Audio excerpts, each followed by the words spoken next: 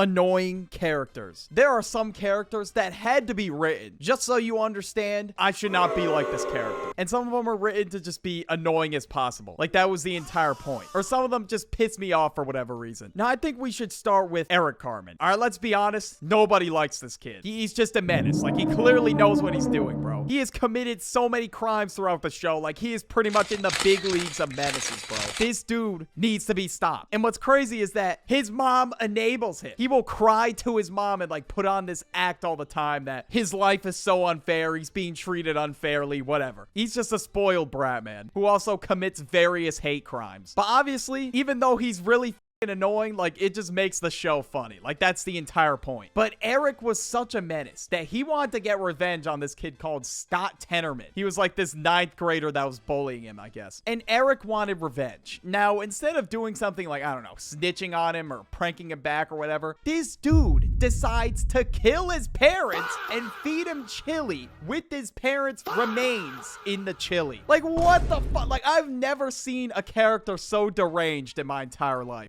This dude, Scott Tenorman, took a bite out of the chili. And Eric Cartman was just like, yeah, I made you eat your parents, yeah. Like, what the hell is wrong with this kid? Like, Jesus Christ. And he felt zero remorse. None at all. Absolutely insane, man. Now we got President Snow from Hunger Games. Just fucking look at him, bro. Like, I want to punch his ass in the face. All right, this dude's OG, bro. He's old as fuck. Let me chill out. And for those of you that haven't seen Hunger Games, this dude was the ruler of Panem. He was the one running the entire operation. Now, I haven't seen the Hunger Games since like 2018, so it's been a minute. And he made the Hunger Games to instill fear and keep control over all the districts. And this guy just had zero problems with people just killing each other in the games. Like, he was totally fine with it. He would just sit there and act like nothing was happening, bro. Like, I know he was written to be like pure evil, but I don't know. This guy just fucking pissed me off, bro. I just had to say it. Now we have Heather from Total Drama. She was like the stereotypical mean girl in Total Drama. Like she was that one girl in the friend group that everybody secretly dislikes and they just pretend to like her because she's popular. But yeah, she's pretty much just rude, hungry for attention. She'll manipulate a bunch of players in the show and sometimes it just backfires. Now in season 1, she lost, which honestly she should have lost and I'm glad she did because she was just a snake, bro. Like she'd always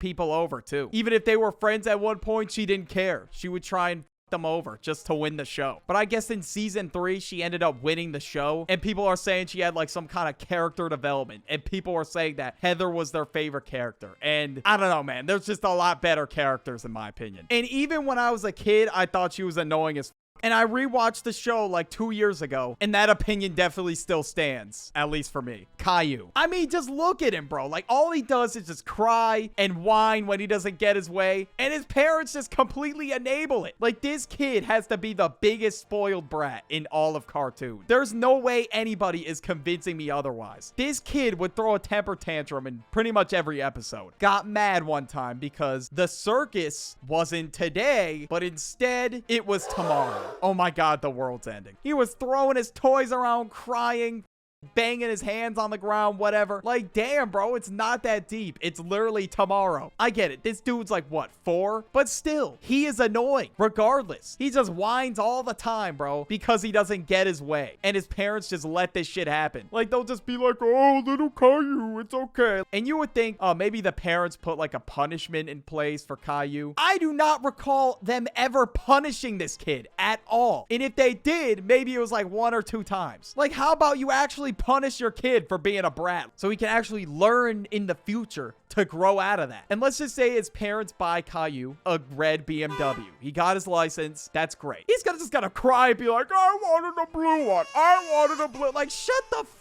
And I watched this absolute crybaby as a kid. And for whatever reason, 4-year-old me was on his side. And now that I'm older, I realized that this dude is a spoiled brat. But another character that I liked as a kid somehow, Annoying Orange. This dude was just annoying. Like, that was the entire purpose. And as a kid, I thought Annoying Orange was absolutely hilarious. I thought Annoying Orange was the pinnacle of comedy. But in reality, it was brain rot before brain rot. This thing has probably done irreversible physical damage to my brain cells. Now, I found Annoying Orange through Cartoon Network, and everybody thought, wow, man, this is gonna be a hit. Everybody over at Cartoon Network was like, oh my god, this thing is a YouTube viral sensation. Everyone's gonna love it. But the show aired for like 2 seasons and got terrible reviews. And nobody actually f***ed with the show, besides 6-year-old me. I loved it. But after seeing videos about Annoying Orange over on TikTok and how it was so nostalgic, I went back to it, I think like a couple years ago, and I don't understand how I used to watch this. Like, it blows my mind. But I mean, I guess that was the point. He was supposed to be annoying as possible, so he's gonna make the list. Now we got DW from Arthur. DW was kind of like Caillou. She was just spoiled, or she would just be mean to Arthur. And as a kid, I thought DW was annoying, but I somehow liked Caillou though, which doesn't make sense. In this one particular episode, Arthur and the family went to this fancy restaurant, and now DW was served a plate of spinach. And I'm not gonna sit here and act like I liked spinach either. It was garbage, but Arthur already knew she was just gonna start freaking out because she was just served a plate of spinach. Then she just starts saying to herself over and over again, this is spinach. I don't like spinach. This is spinach. I don't. And then she starts flipping out, and she's like, I hate spinach. And she just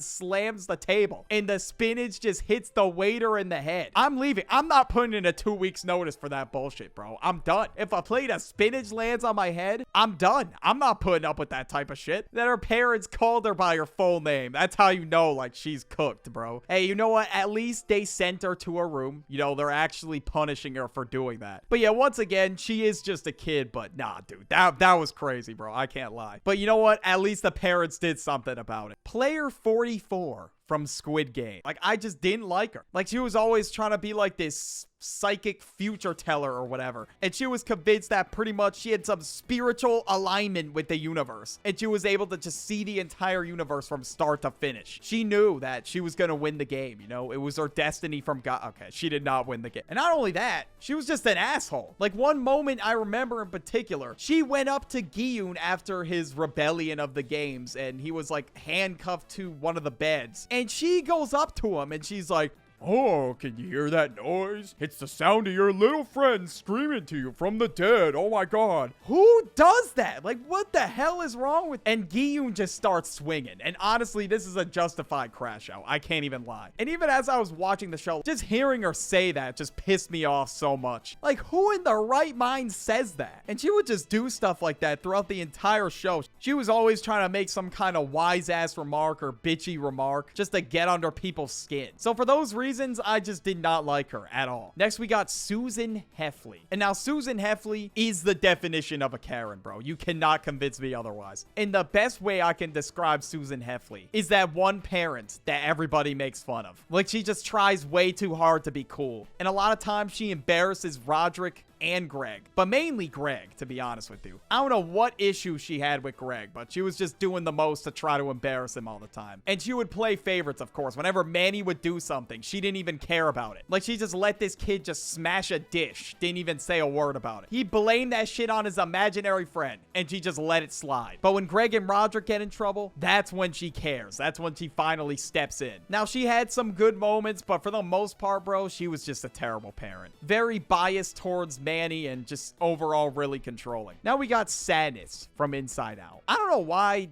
Sadness just annoyed me. This one, some of you might disagree with me. And now, overall, just when I get sad, I just hate the emotion. Like, I just hate being sad. I mean, it sucks. It's annoying. I mean, it's an emotion. What the hell are you gonna do about it, though? It's impossible to be 100% happy 24/7. But throughout the movie, she literally would just try to make everything depressing. Like, you could give Sadness $1 million, and she would still find a way to be sad about it. But, I mean, I guess that's just her thing. I mean, she is Sadness after all. But regardless, it's still annoyed me. Maybe I'm being too much of a hater on this one, but I don't know. Another thing that she did, she would always mess with Riley's core memories, and she would try to turn them into sad memories. Or sometimes she would just try to sabotage the control panel out of nowhere. And it was so much to the point where she had to get put in a little timeout corner. Like, Joy drew a circle for her and called it like the Circle of Sadness, and she had to sit in there for the entire day. And at that point, Riley did just move, so I guess that would make sense why she was sad. But there is no reason for Sadness sadness to just sit there and turn happy memories into sad ones. That's why I'm like, come on, bro. It just gets to a point. Like, you're just doing way too much, bro. Okay, now we have Dwight from The Office. Now, I don't know why it took me this long to start watching The Office, but I recently just started watching it. And this dude, Dwight, is already pissing me off. Like, I literally just finished season 1, and he's already annoying as hell to me. Like, he just glazes Mike the whole time. And so far, from what I've seen, this dude literally wants to just act like he has power throughout the office. This dude said, I'm the assistant regional manager, even though he is literally just the regional manager's assistant. Like, pipe down, little bro. You're not him. And anything Mike didn't feel like doing, he would just let Dwight do it. And every time he did that, he would just let the power get to his head. Like, oh, looks like I'm making your schedule, man. Looks like you're working on Saturday. Like, bro, just accept the fact that you are the regional manager's assistant and just move on with your day, bro. Just get your paycheck and leave, bro. Like, you don't have to try and make the job harder for everybody else. And he'll also just do petty shit for no reason, bro. And obviously, there's always going to be that one annoying dude at your job, so they kind of had to put a character like that in the show for comedic purposes, and honestly, it's hilarious. But goddamn, this dude's annoying as. Now we got Pearl from SpongeBob. Now, every time I did watch a SpongeBob episode growing up, all I can vividly remember, Pearl having this annoying ass cry like every time she didn't get her way. And Mr. Krabs would just give her everything that she wanted. Pearl has got to compete with the top 5 most annoying characters in existence. There's no way. Like, she's got to be competing with Caillou for most annoying characters. Now, Pearl did have calm moments in certain episodes, but bro, mainly it was just straight temper tantrums. Now, every time she would throw a temper tantrum, Mr. Krabs would just give her everything that she wanted. Even money, which is what blows my mind. Mr. Krabs is giving her money. This dude, like I said in a previous video, sold SpongeBob's soul for 62 cents. 62 cents. I can't even believe it, bro. That's ridiculous. But every time Pearl asks for something, Mr. Krabs has to give it to her. He cannot tell her no. And honestly, bro, it's not even a surprise that she's super materialistic, considering that Mr. Krabs is her dad after all. Well, those are the most annoying characters, at least in my opinion. Watch this video about the laziest characters of all time. Just click on it.